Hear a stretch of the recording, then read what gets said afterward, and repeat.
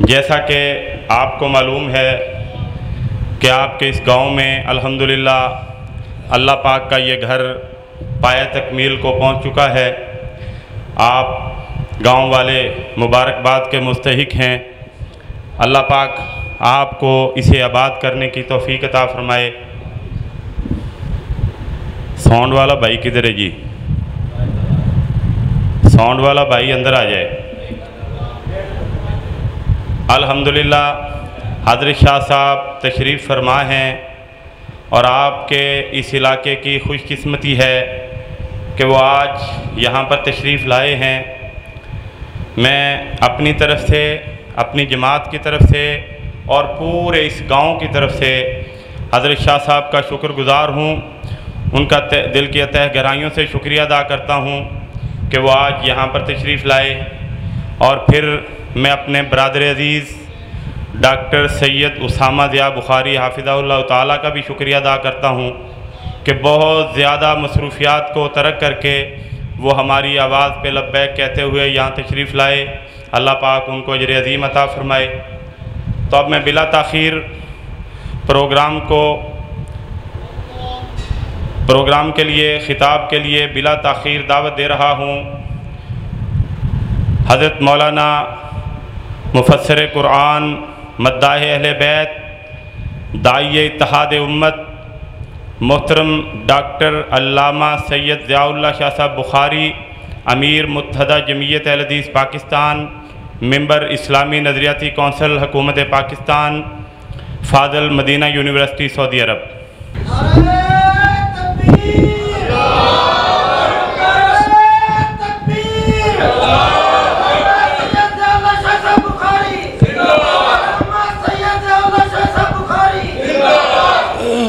السلام علیکم ورحمۃ اللہ وبرکاتہ۔ تھوڑی آواز کھلے، آواز اندر کھول دیں۔ الحمدللہ رب العالمین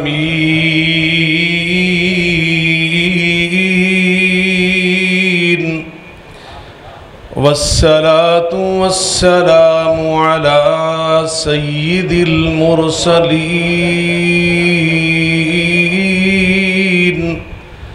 وعلى آلہ وصحبہ اجمعین۔ سبحانک لا علم لنا الا ما علمتنا انک انت العلیم الحکیم۔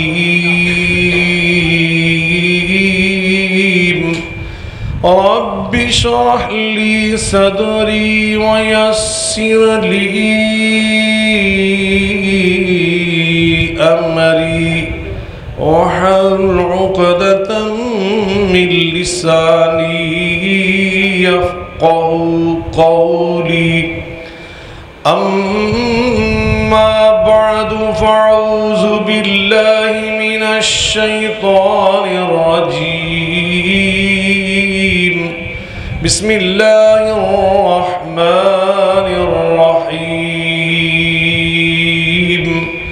انما يريد الله ليذهب عنكم الرجس اهل البيت۔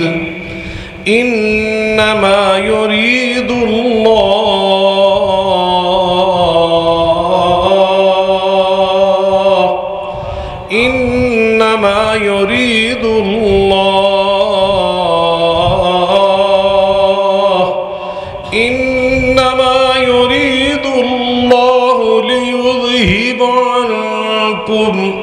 ليذهب عنكم الرجس أهل البيت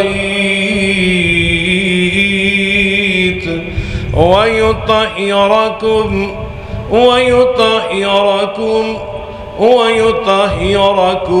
تطهيرا۔ سبحان اللہ۔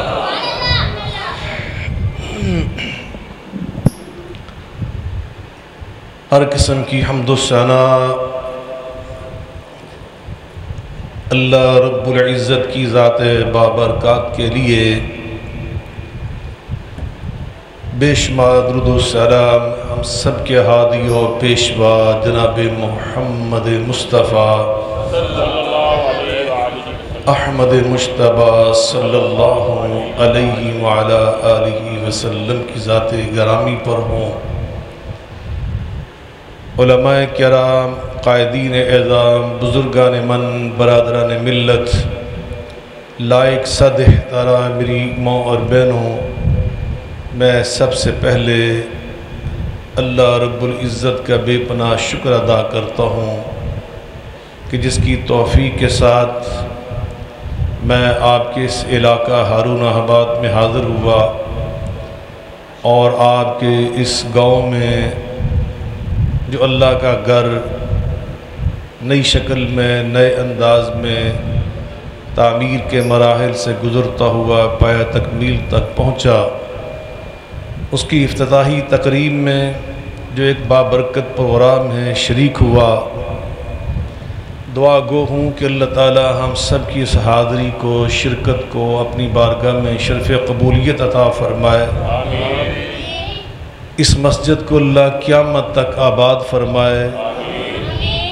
اس مسجد کو قائم کرنے کے لیے، تعمیر کرنے کے لیے میرے جن بھائیوں نے، بزرگوں نے جتنا بھی تعاون کیا، اللہ سب کو اجر عظیم عطا فرمائے۔ میرے دینی بھائی جناب اعجاز بٹی صاحب، خصوصی طور پہ اللہ اور ان کے تمام رفقاء اور ساتھیوں کو، اور ہمارے بہت پیارے بھائی جناب جمشید صاحب کو اللہ تعالیٰ اجر عظیم عطا فرمائے کہ انہوں نے اس مسجد کی تعمیر میں خصوصی طور پر بڑے ذوق اور شوق کے ساتھ حصہ لیا، تعاون فرمایا۔ اسی طرح میرے دینی بھائی، میرے بہت عزیز بھائی، متحدہ جمعیت اہل حدیث ضلع بہاول نگر کے ناظم اعلیٰ حضرت جناب مولانا محمود احمد تمسب صاحب، اللہ تعالیٰ انہیں بھی اجر عظیم عطا فرمائے، جو واسطہ بنے، ذریعہ بنے، گوناگوں مصروفیات کو قربان کر کے اس کی تعمیر میں مصروف رہے۔ اور اسی طرح اپنے دینی بھائی جناب زاہد صاحب کا بھی میں شکر گزار ہوں کہ انہوں نے اس مسجد کی تعمیر کے لیے کما حق محنت کی، رابطہ کیا، جد و جہد کی، تعاون کیا۔ اور البدر فاؤنڈیشن پاکستان کے صدر محترم، آپ کے بھتیجے، آپ کے بھائی اور میرے بیٹے جناب ڈاکٹر حافظ سید اسامہ بخاری صاحب کو بھی اللہ جزائے خیر عطا فرمائے کہ جنہوں نے اس پروجیکٹ کے لیے ہمارے ساتھ خصوصی طور پہ تعاون کیا، اور البدر فاؤنڈیشن کے زیر اہتمام اس کی تعمیر اور تکمیل کے لیے اپنی تمام مصروفیات کے باوجود انہوں نے ہمارے ساتھ وقت بھی نکالا اور مالی تعاون بھی کیا۔ اللہ ان سب کو جزائے خیر عطا فرمائے۔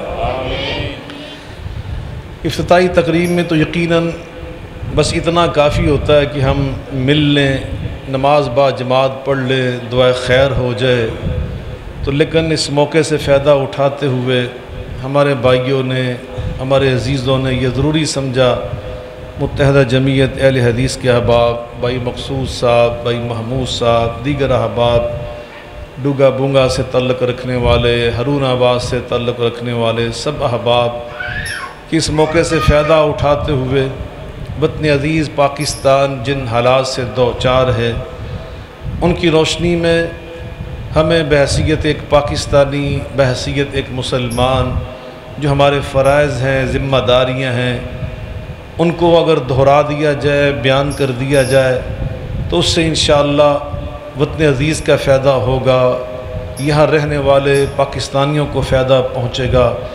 اس لیے کہ اگر پاکستان اللہ کی مہربانی سے مضبوط ہے، مستحکم ہے، تو انشاءاللہ پورے عالم اسلام کا یہ پشتی بان ہے۔ یہ اللہ تعالیٰ کی خاص پاکستان پر مہربانی ہے۔ میں چونکہ بیرون ملک 5 سال زیر تعلیم رہا ہوں، دنیا بھر میں میرا سفر رہتا ہے، میں علی وجہ البصیرت یہ بات کہہ رہا ہوں کہ پاکستانی قوم، جو آپ لوگ ہیں، اس طرح کے مسلمان میں نے دنیا میں کہیں نہیں دیکھے۔ اللہ رسول سے جتنی آپ کو محبت ہے، جو آپ کے اندر جذبہ ہے، ہر وقت اللہ اور رسول کی خاطر جان کی قربانی دینے کے لیے، ملک کے دفاع کے لیے اپنی جان کی قربانی دینے کے لیے۔ اگر قوم ہمیشہ تیار رہتی ہے، 24 گھنٹے تیار رہتی ہے، تو وہ صرف دنیا میں ایک ہی قوم ہے جس کا نام پاکستانی قوم ہے۔ وہ آپ لوگ ہیں، آپ جیسے قیمتی لوگ میں نے دنیا میں کہیں نہیں دیکھے۔ یہ پراپیگنڈا ہے، الحمدللہ ہم ٹی وی کے اوپر بیٹھ کر، میڈیا کے اوپر بیٹھ کر ایسے نام نہاد دانشوروں کا منہ توڑتے رہتے ہیں، ان کو جواب دیتے رہتے ہیں جو یہ تاثر دیتے ہیں کہ پاکستان کمزور ہو رہا ہے، پاکستان کو یہ ہو رہا ہے، پاکستان جا رہا ہے۔ آپ یقین جانیں پاکستان انشاءاللہ قیامت تک دنیا میں قائم رہے گا، اور انشاءاللہ یہ اپنا بھرپور کردار ادا کرتا رہے گا۔ ابھی عزم استحکام پاکستان کے عنوان سے ہماری فوج کے سربراہ نے جو فیصلہ کیا ہے، انشاءاللہ متحدہ جمعیت اہل حدیث پاکستان اعلان کر رہی ہے۔ کل فیصلہ ہوا، آج ہم اعلان کر رہے ہیں سب سے پہلے پاکستان میں، اور الحمدللہ ہم نے ہمیشہ ہراول دستے کا وجود ہونے کا ثبوت فراہم کیا ہے۔ اب بھی آج ہارون آباد سے ہم یہ اعلان کر رہے ہیں، بہاول نگر سے، کہ انشاءاللہ عزم استحکام پاکستان کہ جو کارواں چلایا ہے انشاءاللہ یہ کامیاب ہوگا، پاکستان مستحکم ہوگا۔ یہ میرے اللہ کی منشا ہے، یہ اللہ کی منشا ہے۔ پاکستان کا مطلب کیا؟ لا الہ الا اللہ کا نعرہ بطل حریت حضرت مولانا سید محمد دو غزنوی رحمۃ اللہ علیہ اور حضرت مولانا شبیر احمد عثمانی رحمۃ اللہ علیہ، یہ بہاول نگر ریاست بہاولپور کا حصہ تھا، اور اس وقت نواب صاحب کے جو سب سے بڑے عالم دین تھے وہ حضرت علامہ شبیر احمد عثمانی تھے، اور اسی نواب صاحب کی مسجد میں جو بڑا جلسہ ہوا تھا پاکستان کے الحاق کے لیے، نواب صاحب کو متوجہ کرنے کے لیے، رغبت دلانے کے لیے، اس میں سب سے اہم خطاب حضرت مولانا سید محمد دو غزنوی رحمۃ اللہ علیہ کا ہوا تھا، اور ان بزرگوں نے یہ نعرہ اللہ کی توفیق سے لگایا تھا کہ پاکستان کا مطلب کیا؟ لا الہ الا اللہ۔ اور آپ سب کے علم میں کہ اللہ نے پاکستان کا مطلب کیا؟ لا الہ الا اللہ۔ پاکستان کا مطلب کیا؟ لا الہ الا اللہ۔ نعرہ تکبیر۔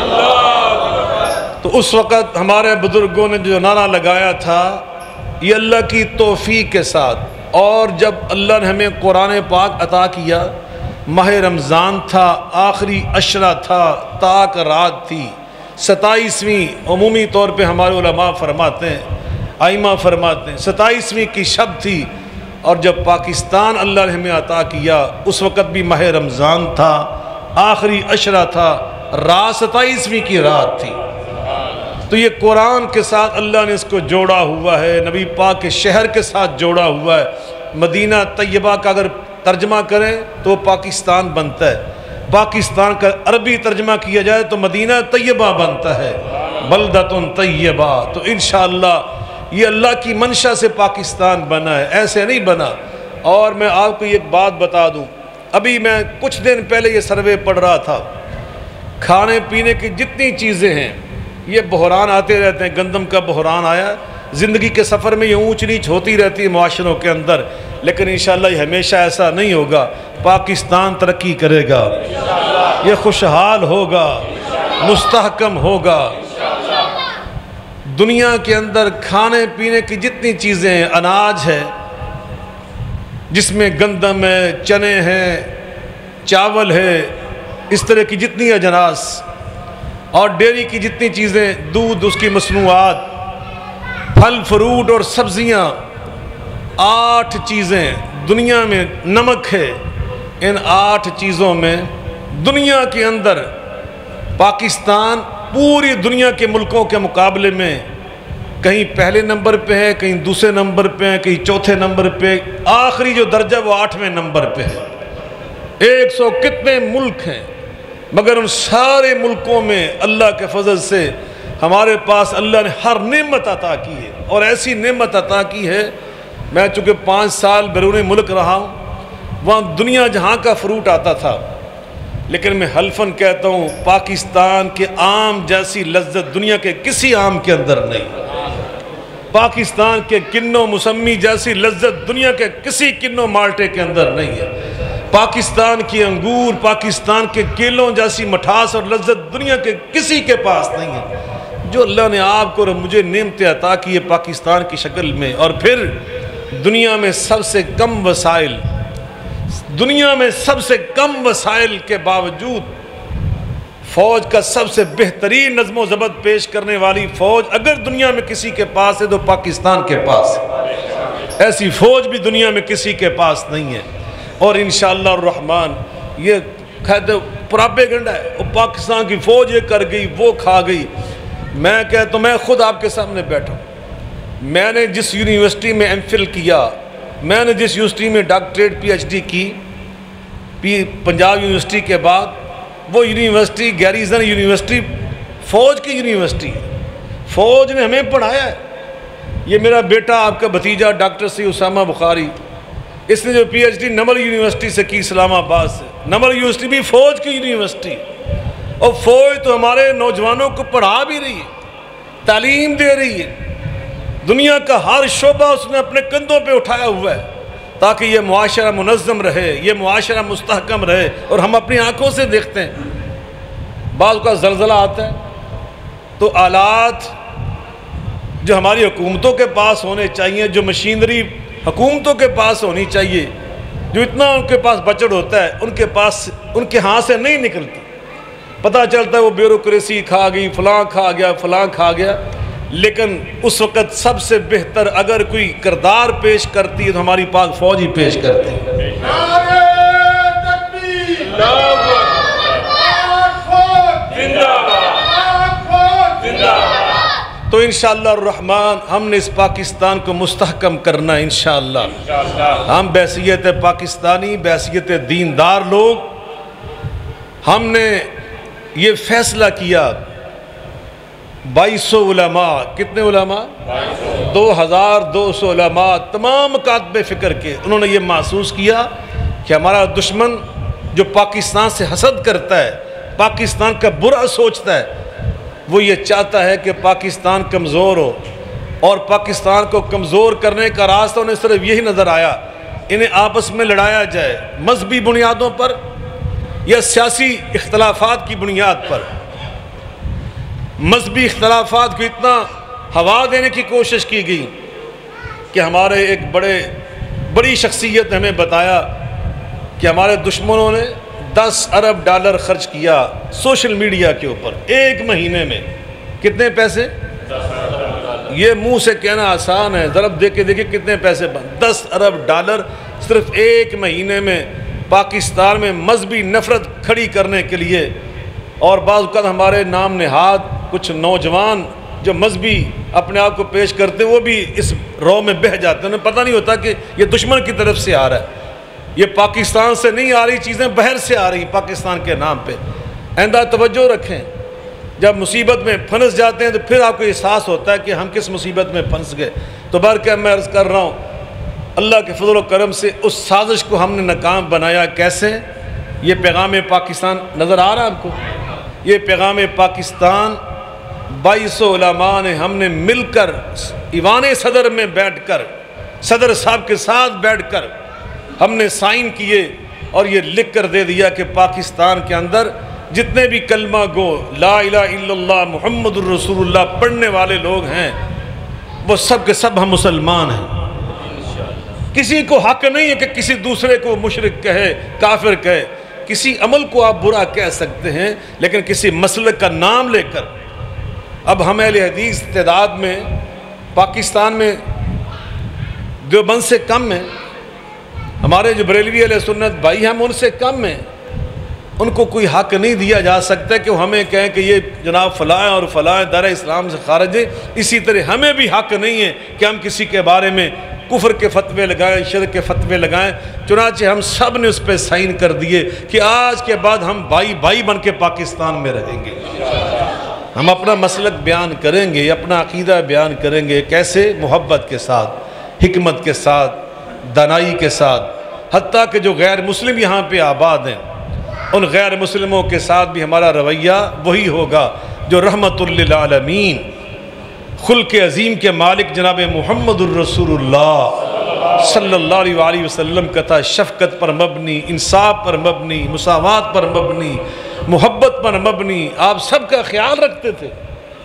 آپ کے علم میں نہیں ہے کہ ایک یہودی سردار جو مدینہ شریف کے ایک محلے میں رہتا تھا، اس کا بیٹا بیمار ہوا، نبی کریم علیہ السلام کو اطلاع ملی تو آپ اس یہودی سردار کے گھر پہنچ گئے، دروازے پہ دستک دی. وہ آیا، اس نے نبی پاک صلی اللہ علیہ وسلم کو کھڑے دیکھا تو حیران ہوا. کہتا کہ آپ اور میرے گھر کے دروازے پر؟ آپ فرماتے ہیں صلی اللہ علیہ وسلم مجھے اطلاع ملی ہے تیرا بیٹا بیمار ہے، میں تیرے بیمار بیٹے کی تیمارداری کرنے آیا ہوں. تو ہمیں یہ نبی پاک کی سنت یاد رہنی چاہیے یا نہیں رہنی چاہیے؟ کیوں جناب؟ ساڑھے معاشرے کوئی غیر مسلم عیسائی رہندے ہون، کوئی انہوں دا بڑا بندہ بیمار ہو جائے تو سانوں کدی چلے جانا چاہیے. یہ نبی پاک کی سنت ہے. یہ بڑا بندہ بھی نہیں تھا، نوجوان تھا، لیکن رسول اللہ صلی اللہ علیہ وسلم کا اخلاق، آپ کا اسوہ حسنہ. لَقَدْ كَانَ لَكُمْ فِي رَسُولِ اللَّهِ أُسْوَةٌ حَسَنَةٌ لِمَنْ كَانَ يَرْجُو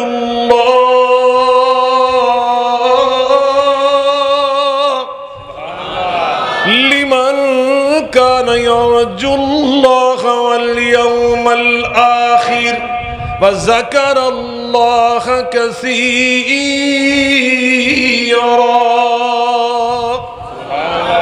قُلْ إِن كُنتُمْ تُحِبُّونَ اللَّهَ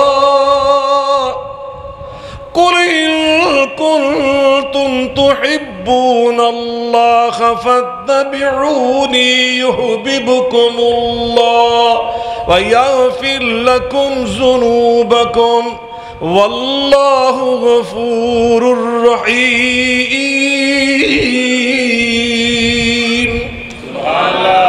وَمَن يُشَاقِقِ الرَّسُولَ،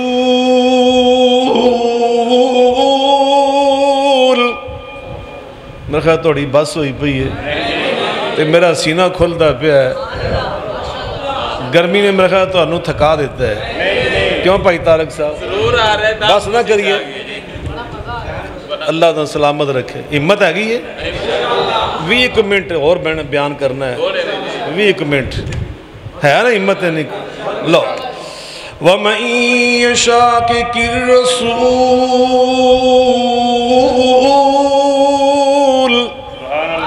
وَمَن يُشَاقِقِ الرَّسُولَ مِن بَعْدِ مَا تَبَيَّنَ لَهُ الْهُدَى وَيَتَّبِعْ غَيْرَ سَبِيلِ الْمُؤْمِنِينَ نُوَلِّهِ مَا تَوَلَّى وَنُصْلِهِ جَهَنَّمَ وَسَاءَتْ مَصِيرًا.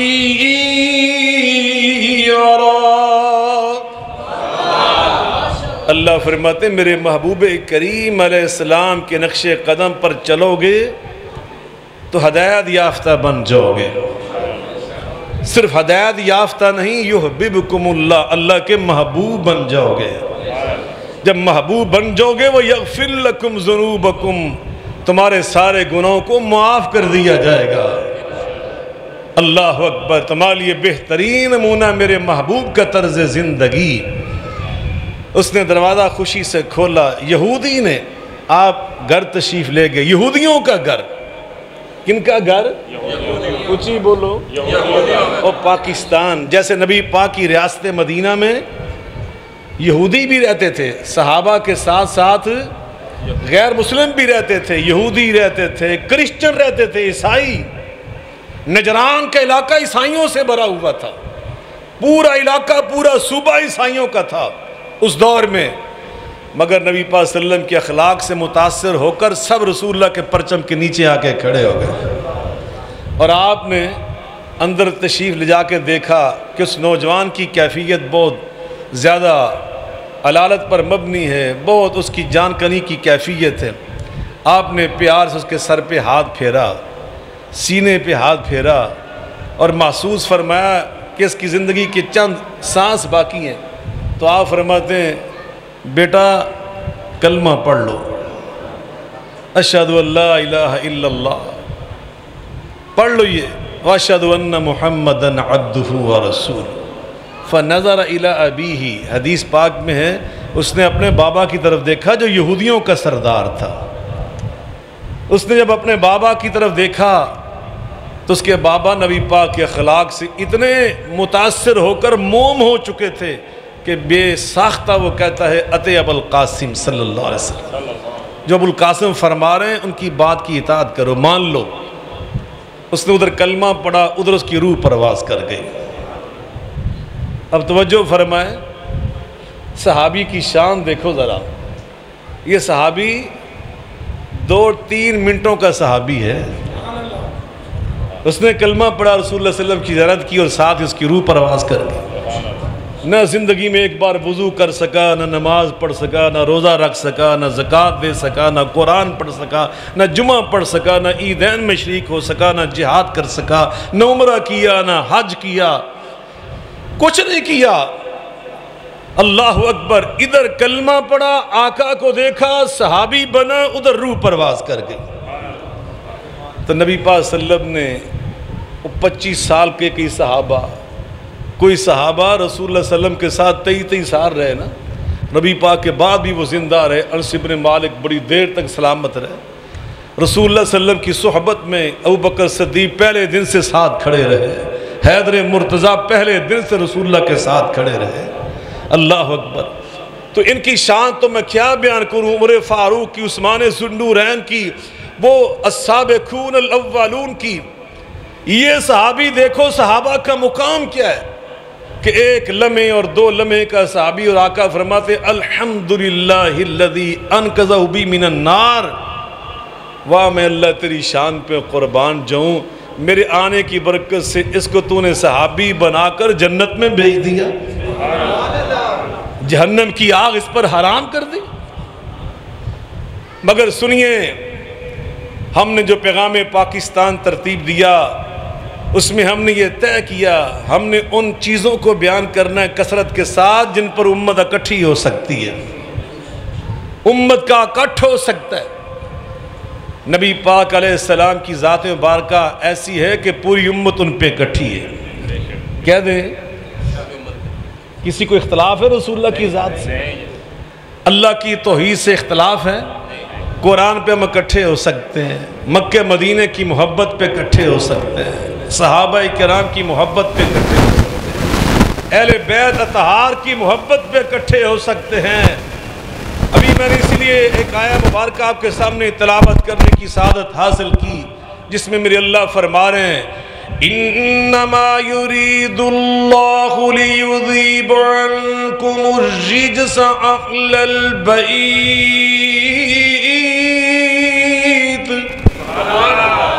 وَيُطَهِّرَكُمْ تَطْهِيرًا۔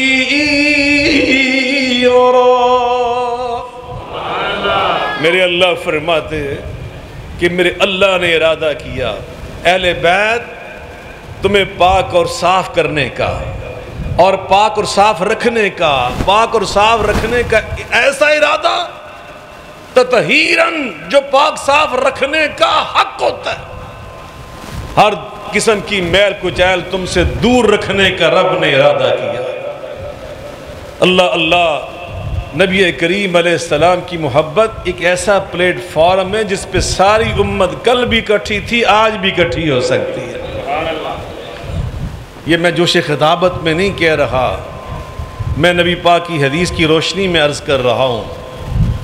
مولانا عبداللہ شاہ صاحب بھی بڑے فاضل آدمی یہاں بیٹھے ہوئے ہیں، بڑا اچھا انہوں نے قرآن ہمیں پڑھ کر سنایا۔ حافظ نفیس صاحب بھی آگے، بہت سارے علماء میرے سامنے بیٹھے ہیں۔ میں ان سب کی موجودگی میں یہ بات کہہ رہا ہوں، میرے اللہ رب العالمین نے میرے محبوب کو کیسا بنا کر بھیجا۔ حنین کا میدان تھا، غزوہ حنین کا، اس دن صحابہ کی تعداد 10,000 تھی۔ کتنی تھی؟ 10,000۔ اور ان کی نوجوانوں کی زبان سے نکلا کہ جب ہم 313 تھے تو ہم نے دشمن کے چھکے چھڑا دیے، آج تو ہم 10,000 ہیں۔ بس اتنی بات کہی، اللہ پاک نے آزمائش کے لیے اپنی رحمت کے دروازے اور نصرت کے دروازے کچھ دیر کے لیے بند کیے کہ تم نے ادھر کیوں نہیں دیکھا کہ تم 313 اور 10,000 کی بات کرنے لگے، اس دن بھی اللہ کی رحمت اور نصرت سے تم جیتے تھے، اور آج بھی اللہ کی نصرت سے تم جیتو گے انشاءاللہ۔ 10,000 کی بات کرتے تو پھر دیکھتے ہیں، چند لمحات کے لیے اللہ پاک نے اپنی نصرت کے دروازے بند کیے۔ قرآن میں اللہ فرماتے ہیں لَقَدْ نَصَرَكُمُ اللَّهُ فِي مَوَاطِنَ كَثِيرَةٍ وَيَوْمَ حُنَيْنٍ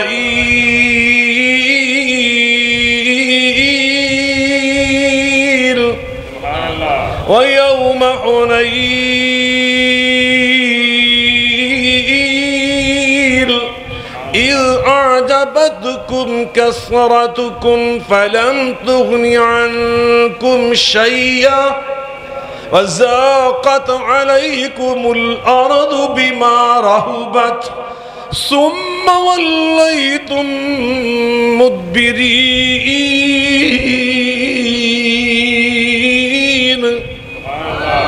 میرے اللہ فرماتے ہیں وہ حنین کا دن یاد ہے جب اتنی وسیع و عریض زمین تم پہ تنگ محسوس ہو رہی تھی، تمہیں کوئی ٹکانہ نہیں مل رہا تھا، اس دن بھی اللہ نے تمہاری پھر مدد فرمائی اور تمہیں غالب کر دیا۔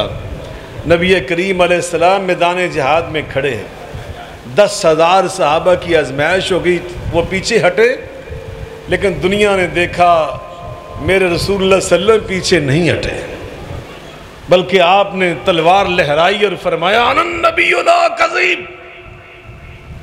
تیروں کی بوچھار ہو رہی تھی، اور نبی پاک کے جانثار جناب صدیق اکبر اور نبی پاک کے چچا جان حضرت عباس رضی اللہ عنہم اجمعین، وہ آپ کی سواری کو آگے سے دھکیل رہے تھے، روک رہے تھے، عرض کر رہے تھے پیچھے ہٹیے، آپ کی جان کی بڑی قدر و قیمت ہے، خطرہ ہے آپ کی جان کو، اور آپ فرمایا ہٹ جاؤ، تلوار لہرا کے فرمایا انا النبی لا کذب، انا ابن عبد المطلب، میں اللہ کا سچا نبی ہوں، میدان چھوڑ کے کبھی بھاگ نہیں سکتا۔ تمہیں معلوم نہیں میں کس دادا کا بیٹا ہوں؟ میں سردار عبد المطلب کا بیٹا ہوں۔ للکارا آپ نے، آپ کی للکار صحابہ نے سنی تو دیکھا کہ رسول اللہ تو وہیں پہ ہیں، اور ساتھ ہی آپ نے دائیں مڑ کے فرمایا یا معاشر الانصار، یا معاشر الانصار، او انصاریوں کدھر جا رہے ہو؟ انصاریوں کے کانوں میں رسول اللہ کی آواز پہنچی، سب نے کہا لبیک یا رسول اللہ، ابشر نحن معک یا رسول اللہ، اے اللہ کے رسول صلی اللہ علیہ وسلم ہم آپ کے ساتھ ہیں، لبیک لبیک، ابھی ہم آئے۔ صحابہ بھاگے ہوئے واپس آئے، چند لمحات کے بعد اللہ نے پانسا پلٹ دیا، غنیمت کے ڈھیر لگ گئے، کافر میدان چھوڑ کر بھاگ گئے۔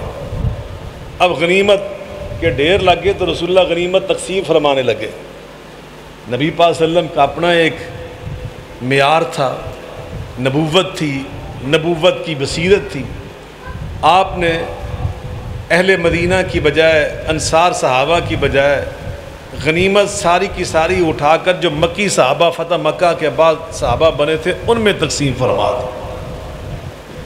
نوجوان انصاریوں کے دل میں خیال آیا، جو آپس میں انہوں نے شیئر کیا، خیموں میں بیٹھے کہنے لگے اذا کانت مصیبت فنحن ندعا، جب مصیبت کا ٹائم تھا تو آوازیں ہمیں نام لے کر دی گئیں کہ انصاریوں آؤ، معاشر انصار ادھر آؤ، اور وَيُعْتِ الْغَنِيمَةَ غَيْرَنَا، جب غنیمت دینے کا ٹائم آیا تو رسول اللہ صلی اللہ علیہ وسلم نے ہماری بجائے مکے کے لوگوں کو دے دی۔ گل سمجھ آئی کیوں بھائی مقصود؟ تو نبی پاک صلی اللہ علیہ وسلم تک یہ اطلاع پہنچ گئی، آپ نے سب کو بلا لیا اور خطبہ ارشاد فرمایا۔ آپ فرماتے ہیں تم نے یہ بات کہی، انصار جو بڑے صحابہ تھے نا، بزرگ، ان کے اللہ کے رسول ہم معافی مانگتے ہیں، یہ نوجوانوں نے بات کہی ہے، ہم میں سے بڑے کسی نے نہیں کی۔ آپ فرماتے ہیں اچھا آج تم باتیں کرتے ہو، تمہیں یاد نہیں ہے؟ 3 جملے آپ نے ارشاد فرمایا کنتم فقراء فاغناکم اللہ بی، اور تم تو فقیر کلاش لوگ تھے، میری برکت سے اللہ نے تمہیں غنی بنا دیا۔ سبحان اللہ، میرے رسول اللہ برکت والے۔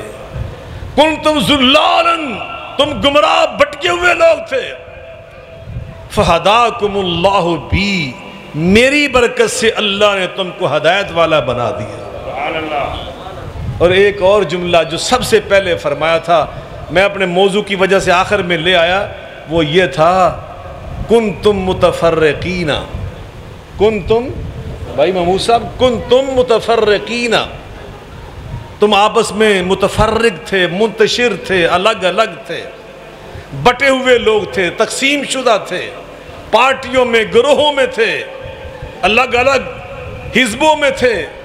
کنتم متفرقین فالفکم اللہ بی، میری برکت سے اللہ نے تمہارے دل میں الفت پیدا کر دی، محبت ڈال دی تمہارے دل میں، تمہیں بھائی بھائی بنا دیا۔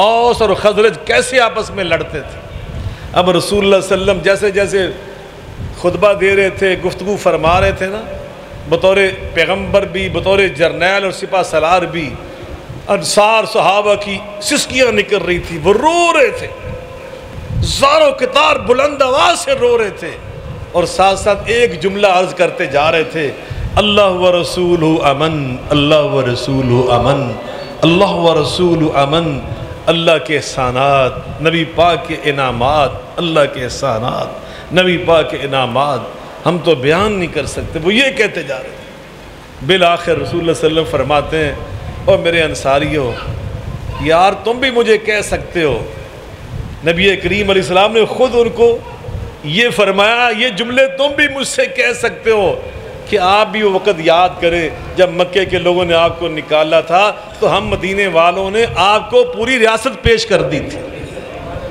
تم بھی کہہ سکتے ہو، انہوں نے آپ کی راہ میں کانٹے بچھائے تو ہم نے آپ کی راہ میں پھول برسائے، کہو تم بھی، مگر وہ منتیں کرتے رہے، روتے ہی رہے۔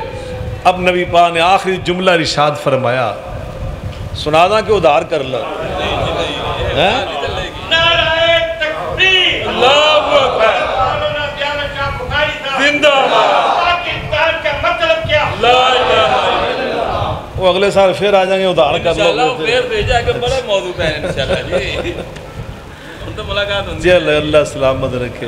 نبی پاک نے جو آخری جملہ ارشاد فرمایا، اگر آپ نے توجہ سے سنا نا تو اس کی مٹھاس اور لذت تمہیں ساری زندگی یاد رہے گی، ساری زندگی۔ توجہ ہے آپ کی؟ کیوں بھائی عبد الرحیم توجہ ہے؟ سناما جملہ عربی بھی سناؤں گا جو رسول اللہ صلی اللہ علیہ وسلم کی زبان اطہر سے نکلی، پھر اس کا ترجمہ بھی سناؤں گا۔ آپ فرماتے ہیں، او انصاریو، او مدینے والو، اما ترضون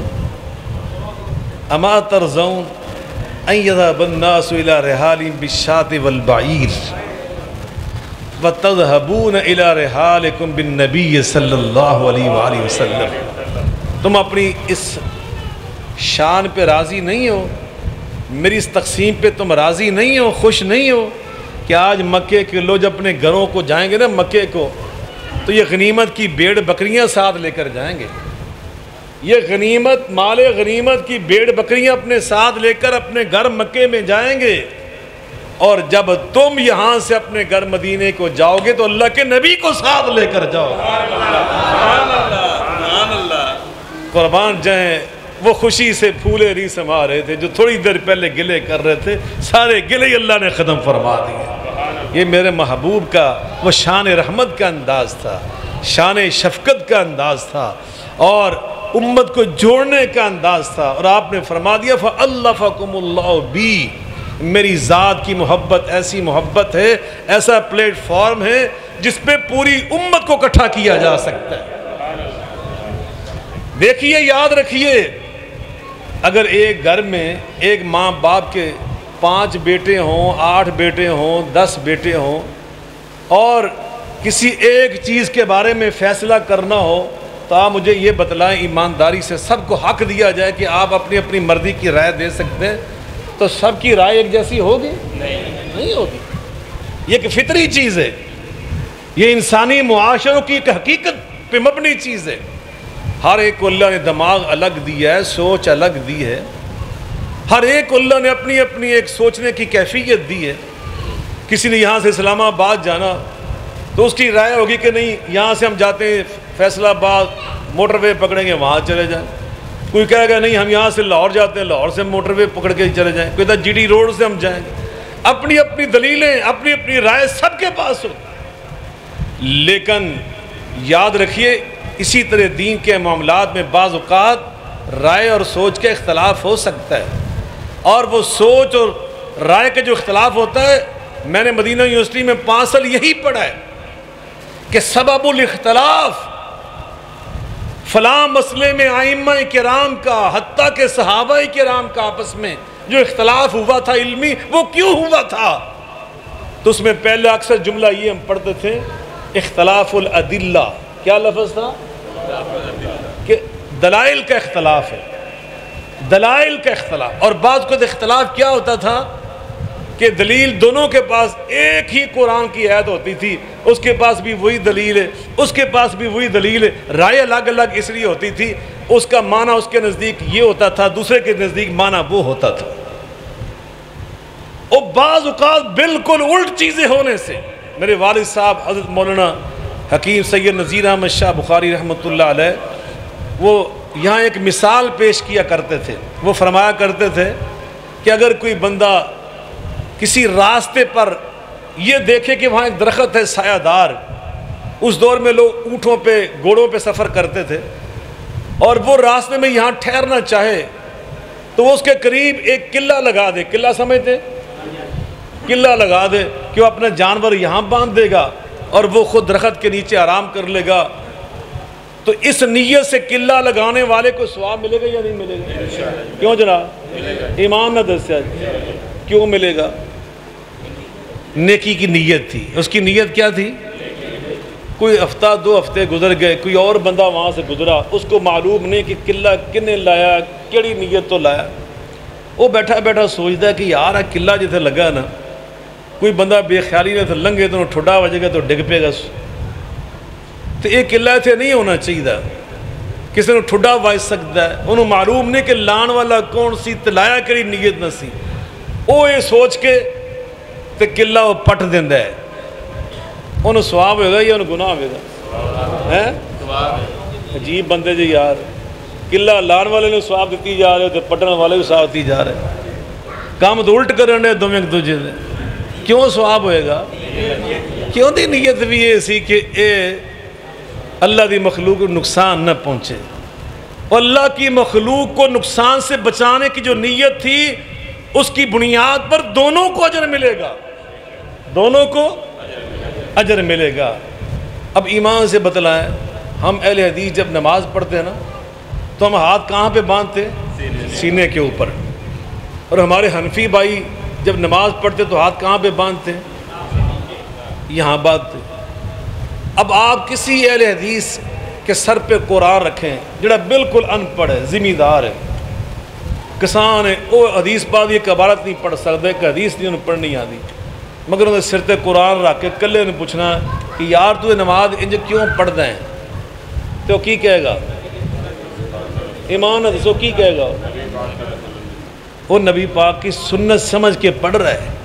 حالانکہ انہیں آپ شاید حدیث نہیں پڑھی، لیکن انہیں علماء کو سن لیا کہ نبی پاک صلی اللہ علیہ وسلم انج نماز پڑھ دے.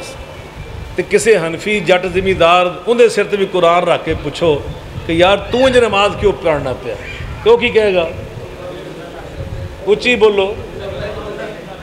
وہ بھی نبی پاک کی سنت سمجھ کے اس طرح پڑھ رہا ہے. اب اللہ کے ہاں جذبہ ہی دیکھا جائے گا. جو جذبہ وہاں آپ نے کہا نا کہ اس کی نیت، اور نیت دیکھی جائے گی. نیت سب کی ایسی ہے کہ اللہ کے رسول نے ایسے پڑھی تھی. یہ نہیں میں کہتا کہ آپ تحقیق نہ کریں، جس کو اللہ نے علم دیا وہ تحقیق کرے، اور تحقیق کے بعد جو اس کو دین سمجھ آتا ہے اس پہ عمل کرے گا تو اللہ کے ہاں سرخرو ہوگا. یہ فتوے نہ دیا کرو. دیکھو یہ امام شافعی کا اختلاف امام ابو حنیفہ کے ساتھ، امام احمد بن حنبل کا اختلاف بعض مسائل میں امام مالک کے ساتھ، امام ابن تیمیہ کے اختلاف ان ائمہ کے ساتھ. یہ سب نیک لوگ تھے، اللہ والے تھے، بزرگ تھے، اکابر تھے. اللہ اکبر. ان اختلافات کی بنیاد پر جنت اور جہنم کے فیصلے نہیں ہونے، وہاں پہ فیصلے صرف ہماری نیتوں کی وجہ سے ہونے. اور یہ تو سب نیک نیت ہمارے بزرگ اولیاء کرام، بزرگان دین، ہمارے اسلاف، ہمارے بڑے. تو میں عرض کر رہا ہوں، نبی کریم رؤوف الرحیم کہ جو محبت ہے یہ ہے پلیٹ فارم، اس پلیٹ فارم کی بنیاد پہ انشاءاللہ قوم کٹھی ہوگی۔ اور اس محبت کے تقاضے، پہلا تقاضا جو ابھی آپ نے سنا کہ نبی پاک کی سنت سے محبت کرو۔ میرے آقا فرماتے ہیں من احب سنتی فقد احبنی ومن احبنی کان معی فی الجنہ، جو میری سنت سے محبت کرتا ہے وہ دراصل میرے ساتھ محبت کرتا ہے، اور جو میرے ساتھ اس انداز کی محبت کرتا ہے وہ جنت میں میرے ساتھ ہوگا۔ دوسرا بھی آپ نے صحابہ کی بات سنی، آقا فرماتے اللہ اللہ فی صحابی لا تتخذوہم غرضا من بعدی فمن احبہم فبحبی احبہم ومن ابغضہم فببغضی ابغضہم۔ اور میرے صحابہ کے بارے میں جب دنیا سے چلا جاؤں اللہ سے ڈرنا، ان پہ تنقید نہ کرنا، ان سے محبت کا مطلب یہ ہے کہ تمہارے دلوں میں میری محبت ہے، ان سے بغض کا معنی یہ کہ فببغضی ابغضہم، تمہارے دل میں میرا بغض ہے۔ اور آپ کی محبت کے ایک اہم ترین تقاضا یہ ہے کہ رسول اللہ کے اہل بیت سے محبت کیا جائے، آپ کے اہل بیت ان سے محبت کی جائے، ان سے اونچی بولو۔ جامع ترمذی میں حدیث ہے، کتاب کا نام کیا ہے؟ جامع ترمذی میں یہ حدیث ہے، میرے آقا فرماتے ہیں احب اللہ لما یغزوکم من نعمہ وحبونی لحب اللہ وحبوا اہل بیتی لحبی۔ اللہ سے محبت کرو اس لیے کہ جو بھی نعمت تمہارے پاس ہے یہ تمہیں اللہ نے عطا کی ہے، ان نعمتوں کا تقاضا یہ ہے کہ منعم حقیقی اللہ کی ذات سے سچی محبت کرو۔ اور اگلا جملہ یہ ہے کہ میرے اللہ کی محبت کا پہلا تقاضا یہ کہ تم میرے ساتھ محبت کرو، تم کہ میں رسول اللہ ہوں، میں حبیب اللہ ہوں، اللہ اکبر۔ اور تیسرا جملہ وہ سناما ترجمہ، وہ یہ احب اہل بیتی لحبی، اور میرے اہل بیت سے محبت کرو، ان سے محبت میری محبت کا سب سے پہلا تقاضا ہے، میرے اہل بیت سے محبت۔ قرآن مجید میں اللہ اہل بیت کا ذکر خود کر رہا ہے۔ یہ جو میں نے ابھی آیت پڑھی یہ قرآن کی آیت ہے یا نہیں ہے؟ تو اہل بیت کا لفظ سنیا کہ نہیں سنیا؟ تو اے اہل بیت کنہ دنے؟ جناب محمد مصطفیٰ احمد مجتبیٰ صلی اللہ علیہ وسلم کے۔ اور اللہ ان کے بارے میں کیا فرما رہا ہے؟ یہ فرما رہا ہے کہ میں اللہ ارادہ کر چکا ہوں کہ ان کو پاک اور صاف رکھوں، اور اتنا تطہیراً کہ جتنا پاک صاف رکھنے کا حق ہوتا ہے، جس کا نام میل کچیل ہے، رجس ہے، وہ اہل بیت کے قریب نہیں آ سکتی۔ یہ پرا پرا رہے گی، یہ دور دور رہے گی، یہ نہ کھول وہ کسی اور لگ جے تو لگ جے، میرے نبی دے اہل بیت نوں وہ نہیں لگ سکتی انشاءاللہ۔ وہ پاک صاف نے، یہ کس کا فیصلہ ہے؟ یہ کس کا اعلان ہے؟ تے سانو اللہ دے اس اعلان تو بعد کسی اور شاید ہی لوڑ ہے گی سی ایمان نہ دسو۔ وہ قرآن دی ایک آیت جو مسئلہ سمجھ آ گیا تو ساڑا عقیدہ ہے، وہ تو ہمارا ایمان ہے۔ ایک کتاب ہے سید نور حسین شاہ بخاری رحمۃ اللہ علیہ، یہ بہت بڑے دیوبند عالم دین تھے، ملتان کے رہنے والے تھے، تنظیم اہل سنت پاکستان کے وہ امیر تھے، اور ان کی کتاب ہے، اس کا نام میں بتاؤں گا تو آپ کے ایمان تازہ ہو جائے گا۔ اس کتاب کا نام ہے الاصحاب فی الکتاب، الاصحاب فی الکتاب، کتاب اللہ میں صحابہ کا ذکر خیر۔ اس کا معنی کیا ہے؟ الاصحاب فی الکتاب، کتاب اللہ میں صحابہ کرام کی شان۔ انہوں نے سارے قرآن کی آیات کو جمع کیا اس کتاب میں۔ اس کے ٹائٹل پر جو اس کا پہلا صفحہ ہے نا جلد کے اندر والا، اس کے اوپر انہوں نے اشعار لکھے ہیں فارسی زبان میں۔ سناوا کیوں جی؟ جب شعر پہ سنا تھا، وہ کہتے ہیں صدیق عکس کمال محمد است، صدیق عکس کمال محمد است، فاروق ذل جاہو جلال محمد است، عثمان ضیاء شمع جمال محمد است، حیدر بہار باغ خصال محمد است۔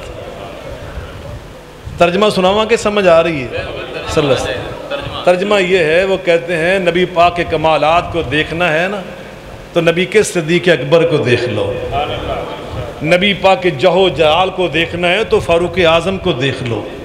رسول اللہ کے جو اخلاق کے جمال تھے اگر ان کو دیکھنا ہے تو حضرت عثمان کو دیکھ لو. اگر تم نے نبی پاک صلی اللہ علیہ وسلم کے اوصاف حمیدہ کا باغ بہاروں کا باغ دیکھنا ہے حیدر مرتضیٰ کو دیکھ لو. اور آخری شعر سناواں، بڑی عجیب گل کہندے نے اسلام ماں اطاعت خلفاء راشدین. اسلام ماں اطاعت خلفاء راشدین، ایمان ماں حب آل محمد است.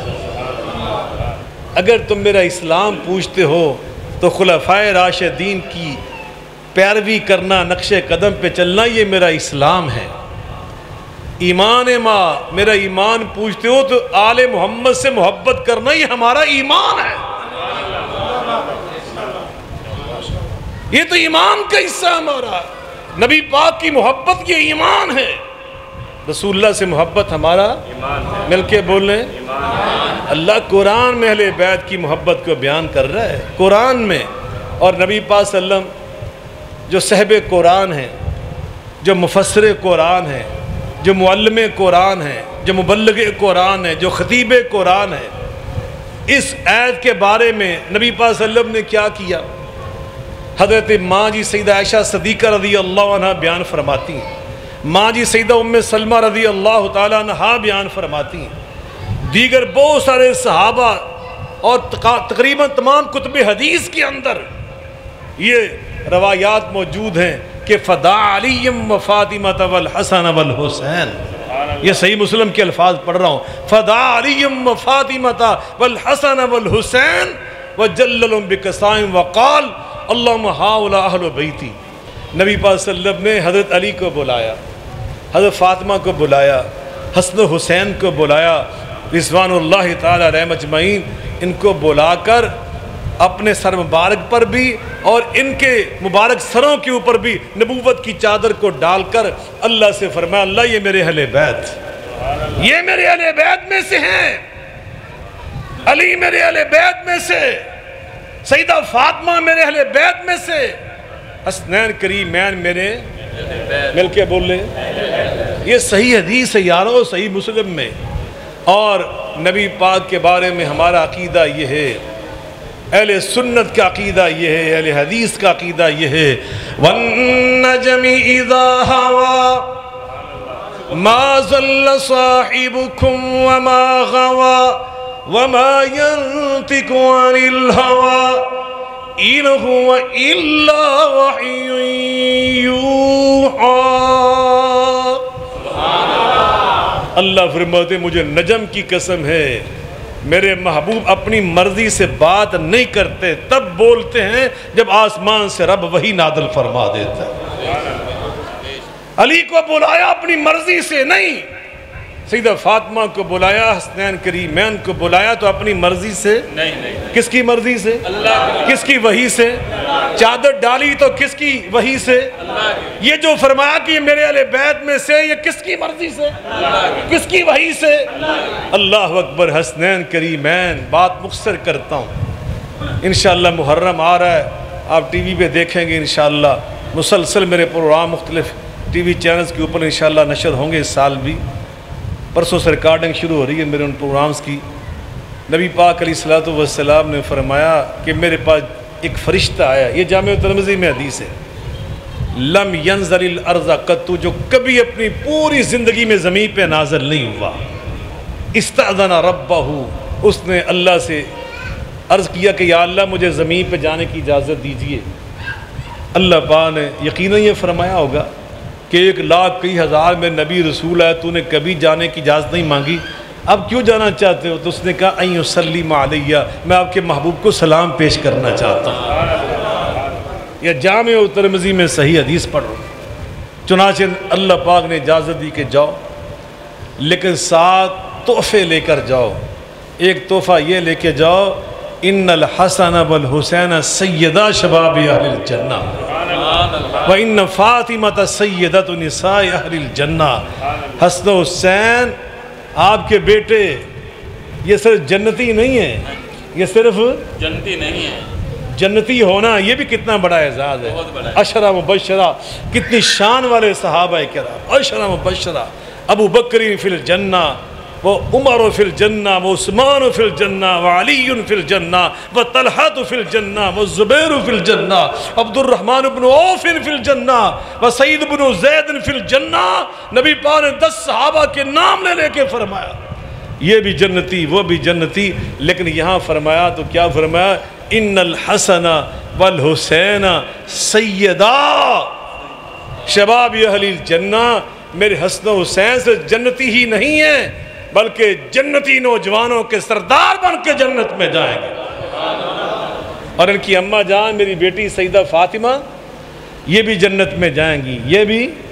لیکن کیسے جائیں گی؟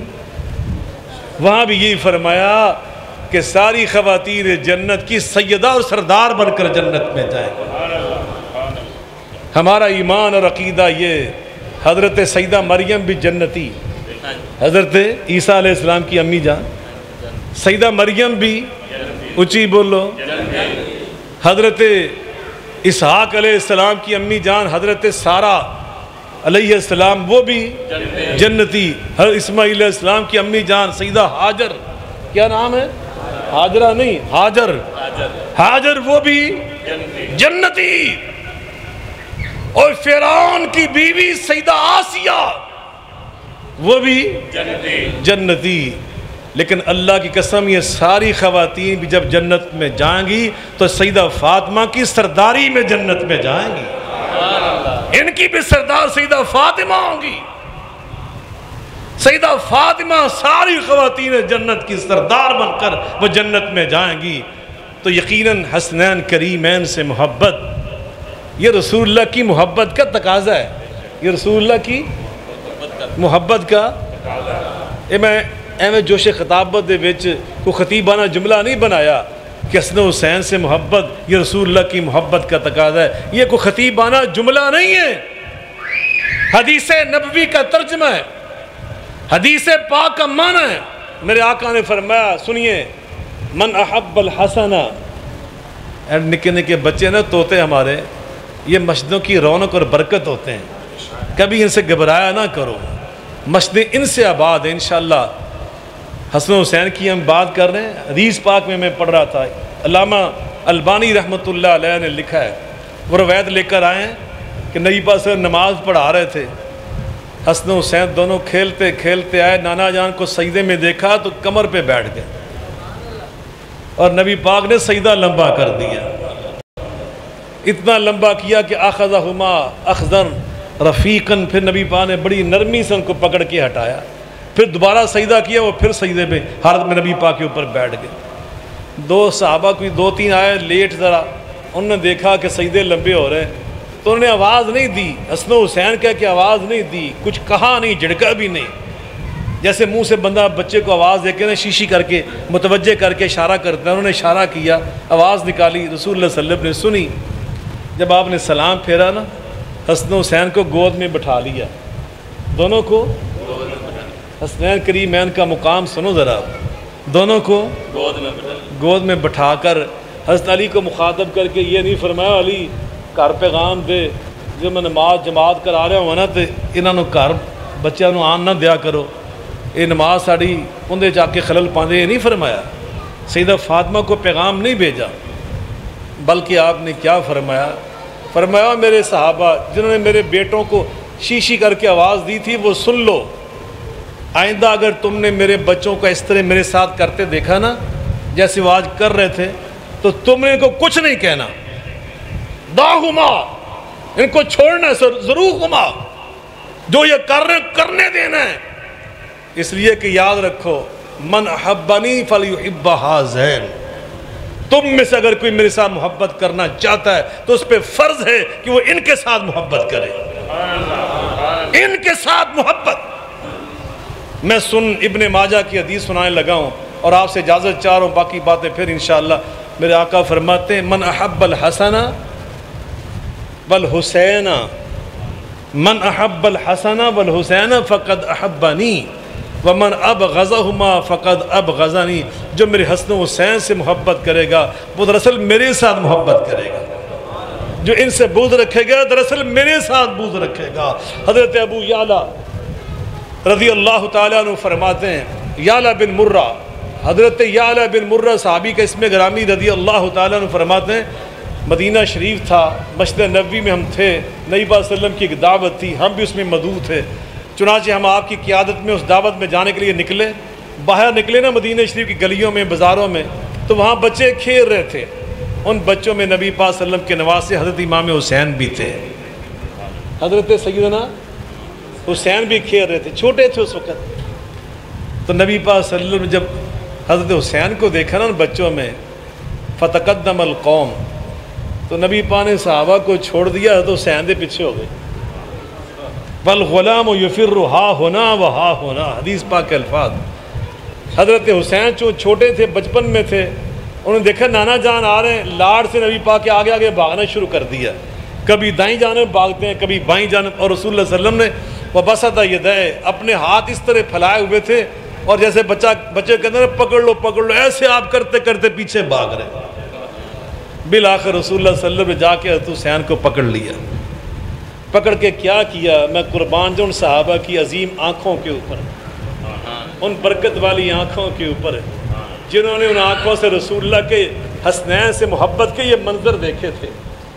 یعلا بن مرہ فرماتے ہیں، نبی پاک صلی اللہ علیہ وسلم نے ایک دایاں ہاتھ امام حسین کی ٹھوڑی کے نیچے رکھ لیا، والأخرى فی فأس رأسہ، اور کھبا ہاتھ جڑا سی نا وہ ایتھے حضرت حسین دی گردن دے پیچھے رکھ لیا، تے دونوں نے انج پھڑ کے نا چہرہ، ووضع فاہ علی فیہ، آقا نے اپنے ہونٹ مبارک حضرت حسین کے منہ کے اوپر رکھ دیے۔ پہلے حضرت حسین کو چوما، پیار کیا، لاڈ کیا، اور پھر آگے فرمایا حسین منی وانا من حسین، حسین منی وانا من حسین، حسین مجھ سے ہے اور میں حسین سے ہوں، حسین مجھ سے ہے۔ ان دی تشریح انشاءاللہ میں ٹی وی دے کراں گا، حسین مجھ سے ہے اور میں حسین سے ہوں، معنی کی ہے انشاءاللہ اتھے بیان کراں گا، سنیا توجہ نال، مگر آج سنو آقا نے آگے جو فرمایا، دو جملے ان میں سے ایک جملہ ایک ادھار کر کے جا رہا ہوں، فرمایا احب اللہ من احب حسینہ، یا اللہ جو حسین سے محبت کرے، یا اللہ جو حسین سے محبت کرے تو اس کے ساتھ محبت فرما۔ ایک اس کا معنی یہ بھی ہے، اور جس نے حسین سے محبت کی میں اس کو گارنٹی دے رہا ہوں، احب حسینہ احب اللہ، اللہ اس کے ساتھ محبت کرتا ہے۔ جو حسین کا محب ہوتا ہے وہ اللہ کا محبوب بن جاتا ہے۔ اللہ مجھے اور آپ کو حسنین کریمین کے ساتھ سچی محبت کی توفیق عطا فرمائے، اور سچی محبت یہ ہوتی ہے جو ان کا عقیدہ تھا وہ ہمارا عقیدہ ہو، جو ان کا طرز عمل تھا وہ ہمارا طرز عمل ہو، جو ان کا انداز تھا وہ ہمارا انداز ہو۔ اللہ ہمیں اس کی توفیق عطا فرمائے۔ وآخر دعوانا ان الحمد للہ رب العالمین۔ والے تمام بھائیوں کا اپنی جماعت کی طرف سے، مسجد کی انتظامیہ کی طرف سے اور اہل علاقہ کی طرف سے شکر گزار ہوں کہ وہ تشریف لائے۔ اللہ پاک آپ کو جزائے خیر عطا فرمائے۔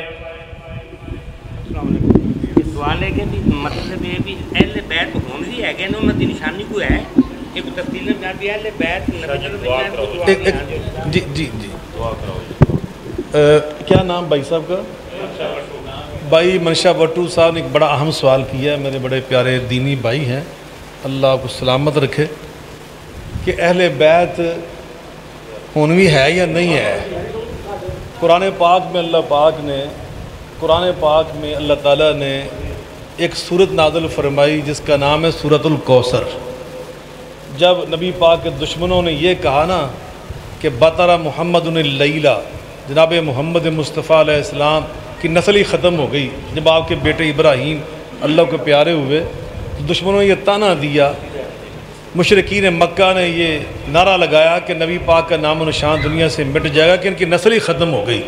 تو اللہ پاک نے فرمایا انا اعطیناک الکوثر فصلی لربک وانحر ان شانئک ھو الابتر۔ میرے محبوب جو آپ کا دشمن ہے اس کا نام و نشان مٹ جائے گا، لیکن جو آپ ہیں آپ کا نام قیامت تک زندہ رہے گا۔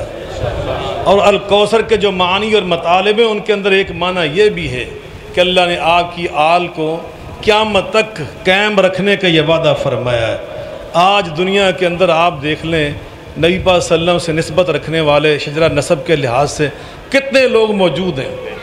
جعلی لوگ اپنی جگہ پہ اللہ کو جواب دیں گے، لیکن خالص نبی پاک صلی اللہ علیہ وسلم کے خانوادے کا خون رکھنے والے وہ دنیا میں کتنے موجود ہیں۔ سچی بات ہے، یہ اللہ کے نبی پاک سے جو وعدہ تھا وہ پورا ہو رہا ہے۔ جہاں تک تعلق ہے کہ بعض اوقات ہمیں محسوس ہوتا ہے کہ لوگ جو نبی پاک کے خاندان سے منسوب ہوتے ہیں ان کے اعمال اس طرح کے نظر نہیں آتے کہ جو اعمال ایک سید کے ہونے چاہیے، نبی پاک صلی اللہ علیہ وسلم کے خانوادے کے لوگوں کے ہونے چاہیے۔ تو دیکھیے یہ میرے اللہ کی توفیق سے ہوتا ہے۔ بعض اوقات عین نبی کا بیٹا ہے، نوح علیہ السلام کا بیٹا کنعان، اور نبی پاک کا حقیقی چچا ابو لہب، رسول اللہ صلی اللہ علیہ وسلم کے دیگر جو چچا تھے جو اسلام سے دین سے محروم رہے، تو اس لیے یہ ایک الگ باتیں ہیں۔ تو بہرکیف جہاں تک تعلق ہے نبی پاک کے نسل کا، یہ اللہ کا وعدہ ہے اور یہ انشاءاللہ قیامت تک رہیں گے۔ الحمدللہ رب العالمین والصلاة والسلام علی سید المرسلین وعلی آلہ وصحبہ اجمعین۔ یا اللہ کریم، ہم تیرے عاجز بندے تیری بارگاہ میں حاضر ہیں، عرض کرتے ہیں جتنے ہمارے احباب، بزرگ، مائیں بہنیں، عزیز و اقارب، دوست ساتھی فوت ہو چکے، اہل خانہ فوت ہو چکے ہیں، سب کی بخشش فرما۔ اللہ ان کی قبروں کو نور سے منور فرما۔ یا اللہ ہمارے بیماروں کو صحت کاملہ عاجلہ عطا فرما۔ اللہ ہمیں جو بھی بیمار ہیں روحانی جسمانی، اللہ ان کو صحت کاملہ عاجلہ عطا فرما۔ اللہ ہم سب کو ہاتھ سے دین اور شر پسندوں کے شر سے محفوظ فرما۔ یا اللہ شیطان کے شر سے محفوظ فرما۔ ہمارے جو برے اعمال ہیں، گناہ ہیں، اللہ ان کی شامت اعمال سے ہمیں محفوظ فرما، ان کی نحوست سے ہمیں محفوظ فرما۔ ہماری خطاؤں کو معاف فرما، اپنے پاک باز بندوں میں شامل فرما۔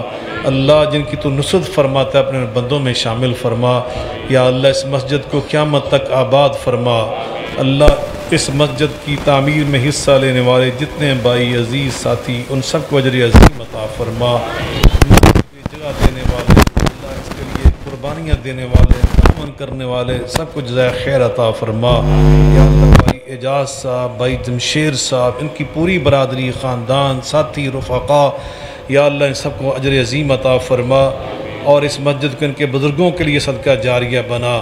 یا اللہ محراب کے لیے جگہ دینے والے، اللہ انہیں بھی اجر عظیم عطا فرما۔ اللہ ان سب کے دین و دنیا میں خیر و برکت عطا فرما۔ یا اللہ اس مسجد کی تعمیر میں میرے بہت پیارے دینی بھائی محمود تبسم صاحب نے جو محنت کی ہے انہیں جزائے خیر عطا فرما۔ اللہ جو میرے پیارے بھائی زاہد صاحب نے بہت مسلسل رابطہ کیا، کوشش کی، انہیں بھی جزائے خیر عطا فرما۔ یا اللہ کریم اس مسجد کی تعمیر کے لیے تگ و دو کرنے پر ان کے بھتیجے میرے بیٹے، اللہ تیرے عاجز بندے ڈاکٹر حافظ سید اسامہ بخاری کو، اللہ ان کو تمام رفقاء کو اجر عظیم عطا فرما۔ یا اللہ جتنے ساتھی اس کی تقریب میں، اس افتتاح میں تشریف لائے، علماء، دوسرے ساتھی بھائی، اللہ سب کا آنا قبول فرما۔ یا اللہ جو مائیں بہنیں اس دعا میں شامل ہیں، اللہ ان سب کے گھروں میں خیر و برکت عطا فرما۔ جو بے اولاد ہیں اللہ ان کی گودیں ہری فرما، انہیں نیک اولاد عطا فرما۔ جن کے پاس نرینہ اولاد نہیں ان کو نرینہ اولاد عطا فرما۔ اللہ جو صحب اولاد ہیں ان کی اولادوں کو نیک بنا دے۔ اللہ زندگی بھر اپنی ذات کے سوا کسی کا محتاج نہ فرمانا۔ اللہ پاک زندگی بھر اپنی ذات کے سوا کسی کا محتاج نہ فرمانا۔ اللہ ہمارے ہر کام میں آسانیاں پیدا فرما۔ وطن عزیز پاکستان کی حفاظت فرما، پاکستان کو مستحکم فرما، خوشحال بنا۔ یا اللہ ہماری پاک فوج کی مدد فرما، قدم قدم پر ان کی نصرت فرما۔ یا اللہ ہمارے مسلمانوں کی صف میں اتحاد و اتفاق پیدا فرما۔ یا اللہ ہمیں نبی پاک کا پیغام رحمت پوری دنیا میں پھیلانے کی توفیق عطا فرما۔ یا اللہ نبی پاک علیہ الصلوۃ والسلام کی وجہ سے آپ کی محبت کا تقاضا سمجھتے ہوئے آپ کے صحابہ کرام سے سچی محبت کی توفیق عطا فرما۔ آپ کے اہل بیت اطہار سے سچی محبت کی توفیق عطا فرما۔ آپ کے حرمین شریفین، آپ کے شہروں سے محبت کی توفیق عطا فرما۔ یا اللہ ہر وہ چیز جو آپ کے پیغمبر، آپ کے محبوب سے منسوب ہے، اس سے ہمیں محبت کی توفیق عطا فرما۔ ربنا آتنا فی الدنیا حسنہ وفی الآخرۃ حسنۃ وقنا عذاب النار، وصلی اللہ تعالی علی خیر خلقہ محمد وعلی آلہ وصحبہ واہل بیت اجمعین برحمتک یا ارحم الراحمین۔